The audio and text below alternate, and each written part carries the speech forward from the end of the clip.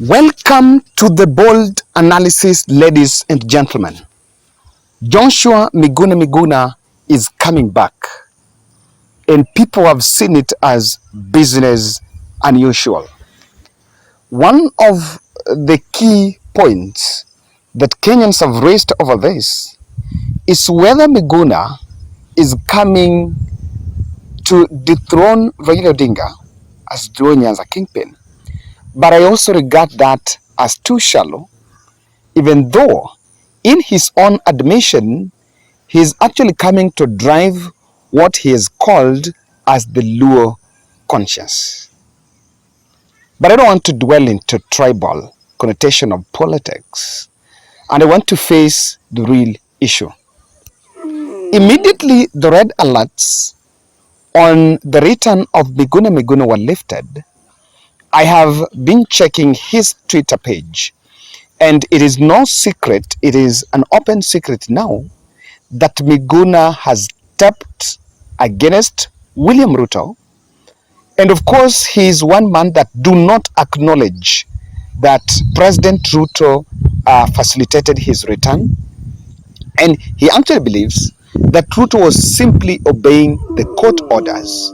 That why enough? And I mentioned here that court orders were enough to facilitate the return of Miguna and his compensation, and even punish the people that deported him, in his own words, unconstitutionally. So that's what we have to deal with. And I have seen plans where I think he's trying to coalesce the state to facilitate him some grand reception. By Thursday, I'll be back in Nairobi, so I'll just keep myself abreast with how his return will be. As a man who has the interest of the cameras, I know that return will not be short of dramas and things that maybe will be just be populist fronts, but we are keen to look at how that is going to play out. So Miguna will be back with us here. And I have looked at this critically, and I want to point out to you guys, interestingly, what exactly is going to play out in the political scheme in relation to Raila Odinga's anti-Raila Odinga rants that seems to have taken. And you know, it's been so interesting that Miguna seems to have planned and scheduled himself as a man that is going to oppose everything, anything, and anyone, either against him or against what he thinks is right. He's posting and he's saying, Ahmednassir, this Abdullahi, who is William Ruto's close ally and lawyer who really supported William Ruto during the campaigns, was on record blaming the president that 30 days in office, he's yet to address the plight of two Indians who are his clients that were illegally arrested and allegedly abducted. So the lawyer has been asking the president to intervene, William Ruto to intervene, now that he's in the office. And Miguna, the man that does not keep chills and picks with everyone, is actually challenging the lawyer and saying that William Ruto cannot intervene the plight of the two Indians because the two Indians perhaps were in the country to facilitate Kenya Kwanza's election process. I don't know what that was to play, but from what I see, Miguna is out and about to wreak havoc in William Ruto's camp by actually alluding to the fact that their government was illegitimately installed. If you look at how he's saying, he seems to be now the opposition and criticism of William Ruto's government is now making him to take a stand that is out to force a revolution against William Ruto. And before I look at the Raila bit, I just want to make an interpretation into two, and you can also give us your understanding over the same. The one interpretation is this, that is it true, could it be possible that William Ruto would actually facilitate the return of Miguna and sit pretty comfortable, or rather still use Miguna's opposition as criticism to divert attention of Kenyans over the real issues. Because one thing I can tell you, and I will analyze, that the presence of Miguna is going to take away the attention of the country from the real cost of living issue, because that's the giant in the house, to what would be seen as a call for electoral justice. That's what it will be: electoral justice and human rights and social rights. So someone was in my peer analysis that could Miguna come back and William Ruto still uses him to push that revolution front and electoral justice and that, so that he will actually use his story to push for humanitarian aspects and social justice at the expense of economic recovery or economic justice. That is one thing to it. If William Ruto would benefit from his presence, will still, that be a possibility. Number two, Miguna will still come and stay aside to oppose the president on the grounds of forming an alliance heading to the next general election. And that alliance would also be strategically being facilitated to counter any other influence or any other political formation or front that can be formed by Raila Odinga, because they have known that what Raila might be up to is to go back to Wananchi. And I have mentioned here that Raila is now going back to Wananchi, and that is where he belonged. That is where he belongs.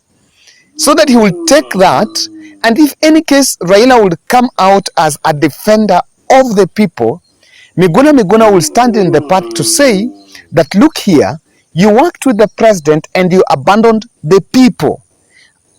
You will not going to use his story to negate any other move that Raila Odinga would make. And on that note, I want to humbly request you to subscribe to our channel and click the notification bell.